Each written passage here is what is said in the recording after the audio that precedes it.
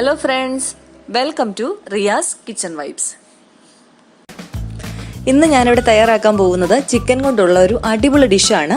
കുറച്ച് സ്പൈസിയാണ് എങ്കിലും നല്ല ടേസ്റ്റിയാണ്. ചിക്കൻ കൊണ്ടാട്ടം. അപ്പോൾ ഇതെങ്ങനെ തയ്യാറാക്കുന്നതെന്ന് നമുക്ക് നോക്കാം. ആദ്യം തന്നെ നമുക്ക് ഈ ചിക്കൻ ഒന്ന് വറുത്തെടുക്കണം.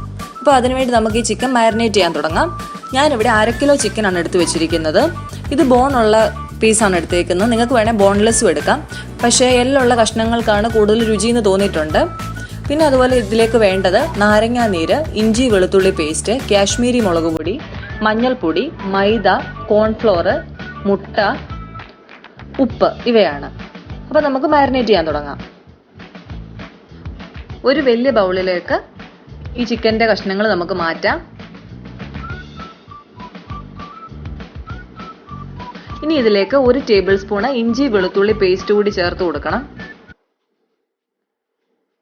ഇനി ഇതിലേക്ക് 1 ടേബിൾ സ്പൂൺ നാരങ്ങ നീര് കൂടി ചേർക്കാം. ഇതിലേക്ക് ഇനി വേണ്ട പൊടികൾ 3/4 ടേബിൾ സ്പൂൺ കാശ്മീരി മുളക് പൊടി, 1/4 ടേബിൾ സ്പൂൺ മഞ്ഞൾപ്പൊടി ഇവയാണ്. ഇതുകൂടെ ചേർത്ത് കൊടുക്കാം. ഇനി ഇതിലേക്ക് ഞാൻ 1/4 ടേബിൾ സ്പൂൺ മൈദയും 1/4 ടേബിൾ സ്പൂൺ കോൺഫ്ലോറും കൂടെ ചേർത്ത് കൊടുക്കുന്നുണ്ട്. ആവശ്യത്തിന് ഉപ്പ് കൂടി ചേർത്ത് നന്നായിട്ട് മിക്സ് ചെയ്യാം.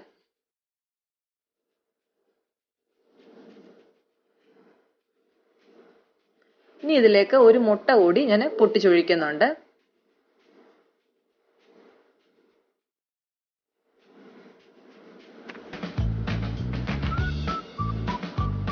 നന്നായിട്ട് മിക്സ് ചെയ്തെടുക്കണം. മസാലയൊക്കെ ചിക്കൻ്റെ എല്ലാ കഷ്ണങ്ങളിലും എത്തുന്ന പോലെ തന്നെ നന്നായിട്ട് യോജിപ്പിച്ച് കൊടുക്കണം. ഇനി ഇതൊരു 20 മിനിറ്റ് നമുക്ക് റെസ്റ്റ് ചെയ്യാൻ വെക്കാം. ഇപ്പൊ ഏകദേശം 20 മിനിറ്റ് കഴിഞ്ഞിട്ടുണ്ട്. ഇനി നമുക്കിതൊന്ന് വറുത്തെടുക്കണം. അതിന് വേണ്ടിയിട്ട് ഞാനൊരു പാൻ വെച്ച് കൊടുത്തിട്ടുണ്ട്. ഇതിലേക്ക് വറുത്തെടുക്കാൻ ആവശ്യമായിട്ടുള്ള എണ്ണ ഒഴിച്ചു കൊടുക്കാം. എണ്ണ ചൂടായി വരുമ്പോൾ ഓരോ കഷ്ണങ്ങളായിട്ട് നമുക്ക് ഇട്ട് കൊടുക്കാം.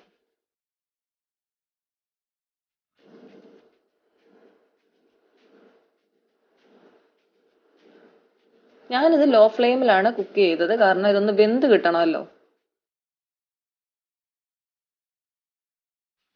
അടച്ചു വെച്ചും വേവിച്ചെടുക്കാം. 2 സൈഡും കുക്ക് ചെയ്തെടുക്കണം.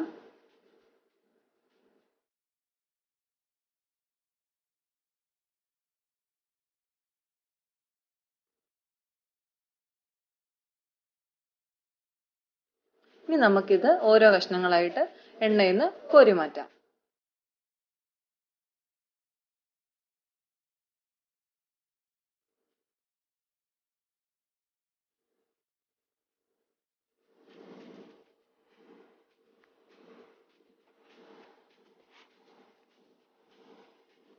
ഇനി നമുക്കൊരു മസാലയാണ് തയ്യാറാക്കി എടുക്കേണ്ടത്. ഇതിനു വേണ്ടിയിട്ട് ഞാനൊരു പാൻ വെച്ച് കൊടുത്തിട്ടുണ്ട്. മുമ്പ് നമ്മൾ ചിക്കൻ വറുത്ത എണ്ണ തന്നെയാണ് ഞാൻ ഇപ്പോൾ ഉപയോഗിച്ചിരിക്കുന്നത്.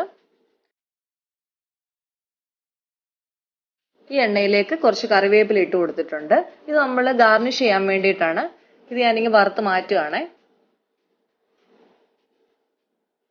കുറച്ച് വറ്റൽമുളക് കൂടെ ഇട്ട് കൊടുത്തിട്ടുണ്ട്.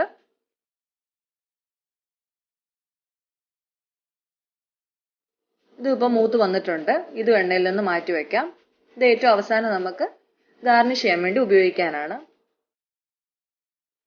ഇനി നമുക്കൊരു ഗ്രേവി തയ്യാറാക്കി എടുക്കണം. അതിനു വേണ്ടിയിട്ട് ഞാൻ ഈ എണ്ണയിലേക്ക് 10 ചുവന്നുള്ളി, ഒരു ചെറിയ സവോളയും കൂടാണ് ചേർത്ത് കൊടുത്തിരിക്കുന്നത്. കൂടെ 2 ചെറിയ പച്ചമുളക് കൂടെ ചേർത്തിട്ടുണ്ട്. നിങ്ങൾക്ക് വേണമെങ്കിൽ സവോള തന്നെ ചേർക്കാം, അല്ലെങ്കിൽ ചുവന്നുള്ളി തന്നെ ചേർക്കാം. അത് ഇഷ്ടമനുസരിച്ച് ചെയ്യാവുന്നതാണ്.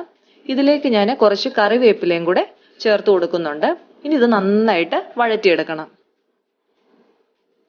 ഈ കൂട്ടത്തിൽ ഞാനിപ്പോൾ ഉപ്പ് ചേർക്കുന്നില്ല. കാരണം എന്താന്ന് വെച്ചാൽ ഈ കറിയിൽ നമ്മൾ കുറച്ച് ടൊമാറ്റോ സോസ് ചേർക്കുന്നുണ്ട്. അപ്പോൾ അതിൽ ഉപ്പ് അടങ്ങിയിട്ടുണ്ട്. അതുകൂടെ ചേർത്തതിന് ശേഷം മാത്രം ഉപ്പ് ചേർത്ത് കൊടുക്കാം. ഇപ്പൊ സവോള ഏകദേശമൊക്കെ വഴണ്ട് വന്നിട്ടുണ്ട്. ഇതിലേക്ക് ഞാൻ 1 ടേബിൾ സ്പൂൺ ഇഞ്ചി വെളുത്തുള്ളി പേസ്റ്റ് കൂടെ ചേർത്ത് കൊടുക്കുന്നുണ്ട്. ഇനി ഇതിട്ട് നന്നായിട്ടൊന്ന് വഴറ്റിയെടുക്കണം. പച്ചമണമൊക്കെ മാറുന്നിടം വരെ വഴറ്റിയെടുക്കാം. ഇനി ഇതിലേക്ക് പൊടികൾ ചേർത്ത് കൊടുക്കാം.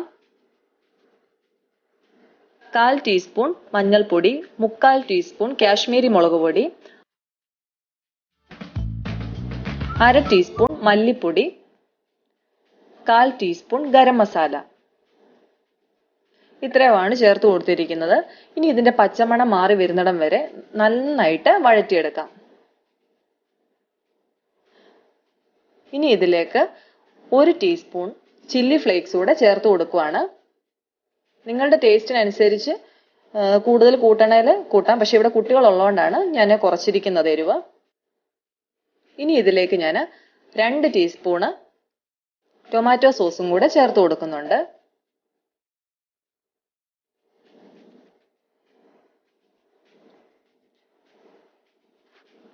ചില്ലി ഫ്ലേക്സും ടൊമാറ്റോ സോസും നിങ്ങളുടെ ഇഷ്ടത്തിനനുസരിച്ച് ചേർക്കാവുന്നതാണ്. പക്ഷെ ഞാൻ ഈ കറിക്ക് ഇത് കറക്റ്റ് ആയിരുന്നു. കുട്ടികൾക്കൊക്കെ വളരെ ഇഷ്ടപ്പെടുന്ന രീതിയിലാണിത്. കുട്ടികളൊക്കെ ഉള്ളതുകൊണ്ടാണ് ഞാൻ എരിവ് കുറച്ചിരിക്കുന്നത്. നന്നായിട്ട് ഇതൊന്ന് മിക്സ് ചെയ്തെടുക്കണം.